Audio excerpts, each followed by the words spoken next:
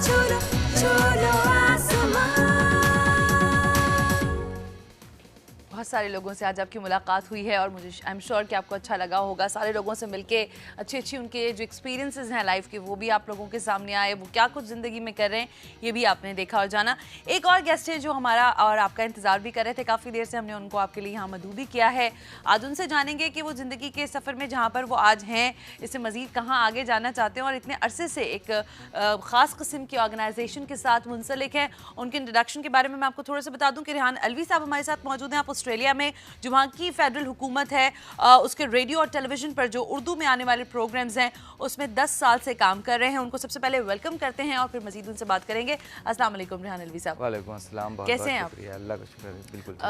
सुबह सुबह उठते हैं या आप भी लेट उठने वाले हैं? नहीं, मैं अर्ली उठने वाला हूँ। मॉर्निंग पर्सन हैं, अच्छा सुबह अच्छी लगती है। 10 साल हो गए माशाल्लाह आप वहाँ पर प्रोडक्शन कर रहे हैं। आप करंट अफेयर्स के प्रोग्राम्स भी हैं उसमें, दीगर और जितना भी उर्दू का कंटेंट होता है वो आप खुद कर रहे होते हैं। तो कैसा है ये सिलसिला, कैसे शुरू हुआ? सबसे पहले तो ये बताइए। जब मैं शुरू में ऑस्ट्रेलिया पहुंचा तो महसूस हुआ कि वहाँ पे उर्दू सुनने वालों की तादाद बहुत है। अच्छा। और डिमांड है और लोग पाकिस्तान की खबरें और वहाँ जो कुछ उनके इर्द गिर्द हो रहा है लोकल, हाँ। उसकी लोकलाइज्ड कम्युनिटी एक्टिविटीज़ हो रही उनके बारे में जानना चाहते हैं। लेकिन कोई ऐसा मेन स्ट्रीम सिंगल आउटलेट नहीं था रेडियो के ऊपर जिसको लोग उर्दू में सुन सकें। वहाँ की फेडरल गवर्नमेंट ने, क्योंकि ऑस्ट्रेलिया एक मल्टी कल्चरल सोसाइटी है, बाहर से आने वाले वहाँ के सेटल होते हैं, तो वहाँ की फेडरल गवर्नमेंट ने एक टेलीविज़न और रेडियो सेंटर वहाँ पे कायम किया है SBS के नाम से, स्पेशल ब्रॉडकास्टिंग सर्विसेज। उसमें उर्दू का भी प्रोग्राम, वीक में 68 लैंग्वेजेस में प्रोग्राम होते हैं उसके।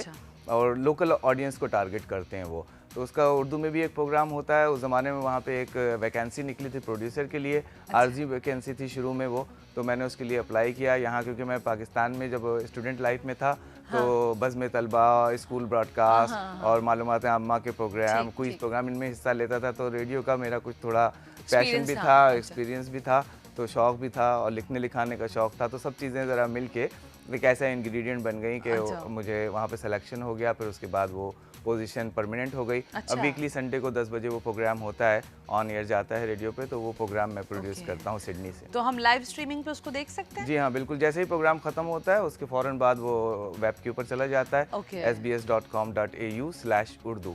इसके ऊपर ये प्रोग्राम 1 घंटे का और सेलेक्टिव इसके पार्ट और दोबारा भी सुने जा सकते हैं। रिस्पांस कैसा आता है?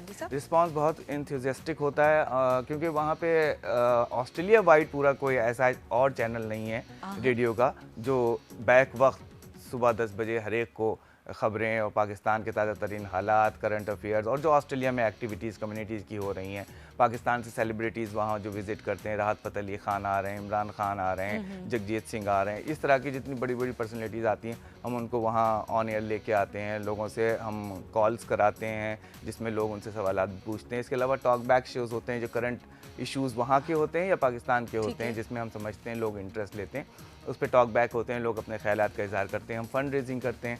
पाकिस्तान में ज़लज़ला आया या सैलाब आया तो वहाँ पे हमने काफ़ी बड़े पैमाने पे रेडियो के ज़रिए रेड क्रॉस के कोलैबोरेशन से बहुत बड़े फंड रेजिंग की। तो इस तरह के प्रोग्राम्स जो कम्युनिटी के इर्द गिर्द हो रहे होते हैं, जिन्हें वो सुनना चाहते हैं और उसके बारे में मालूमात हासिल करना चाहते हैं, वो हम उनको बर वक्त फराहम करते हैं। Very good. अच्छा, रेडियो और टीवी, वेब टीवी दोनों पे एक साथ? जी, टेलीविजन सेंटर तो मेन स्ट्रीम अंग्रेजी में है, लेकिन जो रेडियो है उसमें 68 लैंग्वेजेस में, जैसे मैंने बताया, प्रोग्राम होते हैं, तो उसमें ये उर्दू का प्रोग्राम भी होता है। लेकिन कुछ कंटेंट इसके उर्दू और इंग्लिश में ट्रांसलेट होके मेन स्ट्रीम मीडिया के ऊपर भी जाते हैं, वहाँ पे भी जाते हैं। आपका खुद का एक्सपीरियंस कैसा है? क्योंकि यहाँ लोकल मीडिया जिस तरह हम काम कर रहे हैं यहाँ पे एक्सपीरियंस काम करने का, हमारी लैंग्वेज लोग समझते हैं, हम बासानी कम्युनिकेट कर पाते हैं। वहाँ पर वहाँ के लोगों के अंदर पेनिट्रेशन, उर्दू सुनने वाले तो करते ही होंगे, बाकी वहाँ और लोकल्स का क्या कहना है? अगर वो आप देखिए, जाहिर है आप जिस माशरे में, जिस माहौल में रह रहे होते हैं, वहाँ के मुख्तलिफ मसाइल होते हैं। तो अब पाकिस्तान के इन्वायरमेंट में यहाँ आप जब होते हैं तो यहाँ के लोगों के मसाइल दूसरे हैं, जबकि ऑस्ट्रेलिया की सोसाइटी में जो लोग बाहर से आके वहाँ आबाद होते हैं उनके मसाइल दूसरे होते हैं। यानी आपके पास डिफरेंट किस्म के एज ग्रुप हैं। एक तो यंग जनरेशन है जो वहाँ पे बॉर्न हुई, पाकिस्तानियों की है, बाहर से आने वालों की है। जाहिर है उनको उर्दू से इतनी आगाही नहीं है, लेकिन उनकी पेरेंट्स की शदीद ख्वाहिश होती है कि वो उर्दू समझ सकें। और उसका एक बहुत बड़ा जरिया मैं बल्कि यहाँ कहना चाहूँगा कि इस तरह के टीवी चैनल भी हैं जो आजकल केबल्स और सैटेलाइट डिशेस के जरिए वहाँ पहुँच गए हैं। तो पेरेंट्स उन टेलीविजन स्टेशन को, चैनल्स को अपने बच्चों को दिखाना चाहते हैं कि वो उर्दू उसके जरिए सीखें। अच्छा, मैंने सुना न्यूज़ वन आता है, हम लोग जी हाँ, न्यूज़ वन भी वहाँ पे आता है, बहुत शौक से चैनल्स देखे जाते हैं।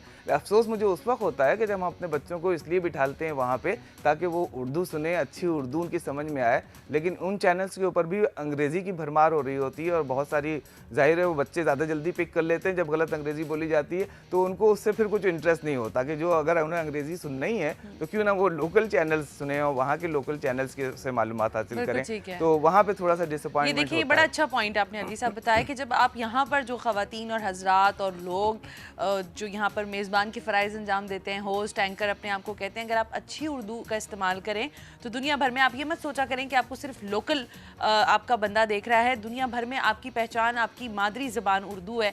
और अगर आप इस पर थोड़ा सा अपने अंदर इस चीज़ को, इस हैसियत को पहचानते हुए अपनी पहचान करवाएं तो वो ज़्यादा अच्छा लगता है। क्योंकि सारी दुनिया में हम देखते हैं कि ईरानी देखें वो अपनी ज़बान में बात कर रहे होते हैं, टर्किश अपनी लैंग्वेज इस्तेमाल करते हैं, तो व्हाई नॉट वी, हम क्यों नहीं कर सकते? हमको भी उर्दू का ही इस्तेमाल करना चाहिए। एक ब्रेक लेते हैं और अब मैं कोशिश करूंगी कि आगे तक के सेगमेंट में हम कोई अंग्रेजी का लफ्ज़ इस्तेमाल ना करें।